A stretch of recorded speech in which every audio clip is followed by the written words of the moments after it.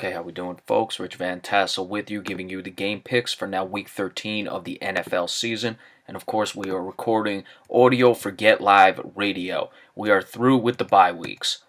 First up, the Minnesota Vikings 9-2, 4-1 on the road, travel to Atlanta to play the Falcons, who are 7-4, 3-2 at home. Injuries first for the visiting Vikings. Mike Remmers, offensive tackle, is out. Eric Kendricks, linebacker, questionable. For the Falcons, Desmond Trufant, cornerback, out. Sean Witherspoon, linebacker, questionable. Good game here. Minnesota playing very well. Case Keenum is on point. As of right now, he's got 14 touchdowns, 5 interceptions, really coming along this season. Atlanta has started to find their stride again. They skidded for a bit in the middle of the season there. They are coming back on. Matt Ryan up to 16 touchdowns, 8 interceptions. They've started to get Julio Jones into the end zone. You look at Julio Jones' numbers, 66 receptions, over 1,000 yards, so very well in both those categories, but the 3 touchdowns has been a little surprising. You look on the other side of the ball, Adam Thielen, 70 receptions, just over 1,000 yards, 3 touchdowns. So 2 comparable wide receivers. Good defense for the Minnesota Vikings against a strong offense. We've talked about the Vikings a lot. Good on all 3 levels. It's going to be an interesting game in this one. Minnesota is going to factor a lot into that NFC South race. They play a lot of the teams at the top.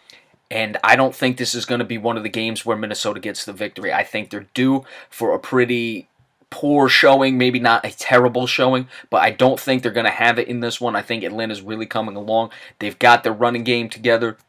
You look, Tevin Coleman leading the way, over 4 yards per carry, almost at 4.5 yards per carry. And, of course, Devonta Freeman has played very well, complimenting Tevin Coleman as well. I think that running game is going to happen in this one. I think Matt Ryan is going to make some plays, and I think Atlanta comes up with the home victory. I like 27-20 in favor of the Falcons.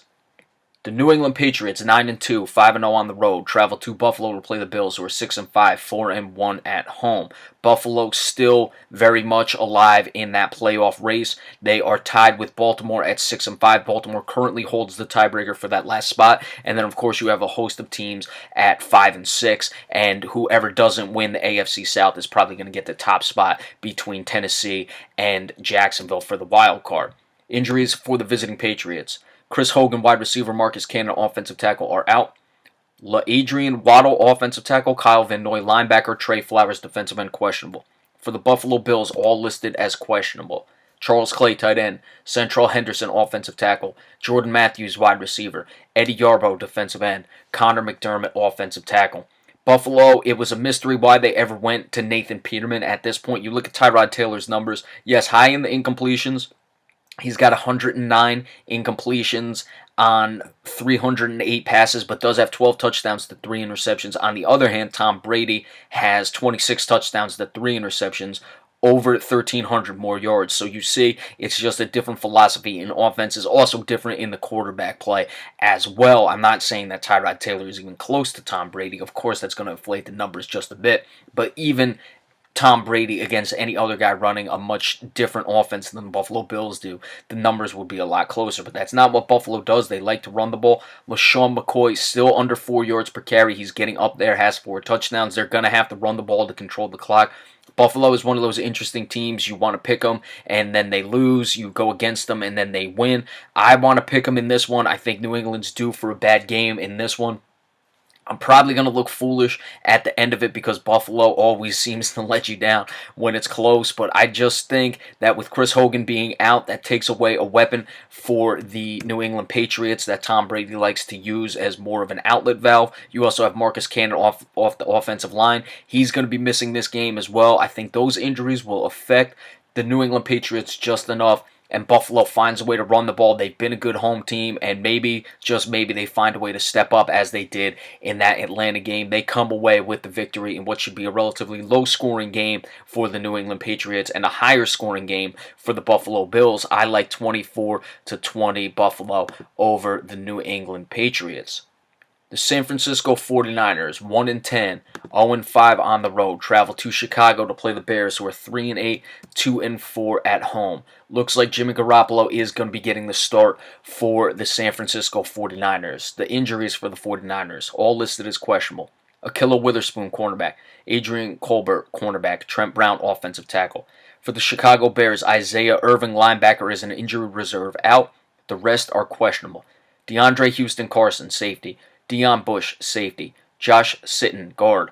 Bryce Callahan, cornerback. One of those games where you have two bad teams, the 49ers a little worse than the Chicago Bears, obviously, not just record-wise, but talent-wise, that is. But still, you have two bad teams late in the year. You never really know which direction to go in with this game because you just don't know what the caliber of play will be, who's focused, where it is. I think, though, that with Jimmy Garoppolo getting the start for the San Francisco 49ers, that's going to certainly buoy the emotion of the San Francisco 49ers in this game, make their offense a little bit more competitive. He's been there for a few weeks now, played a little bit last week, so he's not completely unfamiliar with the offense or anything. It would probably still be a basic package, but I think those differences are going to make the difference for the 49ers, and Chicago's secondary is not good. You have some injury question marks as well with the two safeties and Bryce Callahan, the cornerback, as questionables, but of course we know I expect questionables to go, but we'll see what happens in this one. I think that San Francisco is due for another win here with Garoppolo coming in. San Francisco is going to have a little bit more emotion in this game, and they're going to come away with the victory. I like 20-16. I think Mitchell Trubisky for the Bears will still struggle to find his groove on a consistent basis throughout the game, and San Francisco will get the win in this one. The Tampa Bay Buccaneers, 4-7, 1-5 on the road, travel to Green Bay to play the Packers, who are 5-6, 3-3 at home. Injuries for the visiting Tampa Bay Buccaneers. Jameis Winston, quarterback. Deshaun Jackson, wide receiver. Cameron Brate, tight end, are all questionable. Robert Ayers, defensive end. TJ Ward, safety, are out.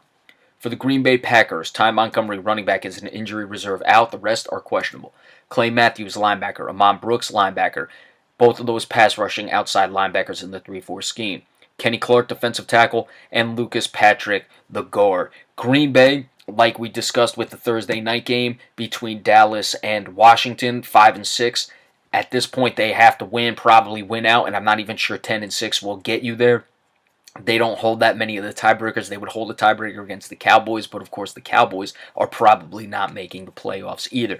But certainly you have to win this game against Tampa Bay. Let's see what happens if Jameis Winston is able to go, how much that will bring the offense along more. Ryan Fitzpatrick moved the ball. His problem is basically just turnovers, so I don't know how much more that's going to make the offense better. In this case, Jameis Winston has a tendency to turn the ball over as well. So looking at it, I'm not sure if there's going to be that much of a difference. Look for Mike Evans to take advantage of a Green Bay secondary, which has not really come along. Granted, you have had guys like Kevin King, the rookie, play well. He's had some injury questions. But in this case, Tampa Bay will still be able to get the ball downfield. But going on the road, I think Hundley's going to do enough in this game. You worry about the running game. Of course, Ty Montgomery is no longer there for the Packers. Aaron Jones really coming back down to earth since that big game he had against the Cowboys. But all in all, I don't think Tampa Bay has enough. And if Jameis Winston goes, I think that might have the offense a little sluggish to start. They fall behind and they're not able to catch up. And I would expect some turnovers on the road for the Tampa Bay Buccaneers. And that's why I'm picking the Green Bay Packers to come away with the victory. I like 24-17. All right, we will be back in just a little bit to continue on with our game picks for Week 12 of the NFL season. Be sure to stay tuned. Thank you.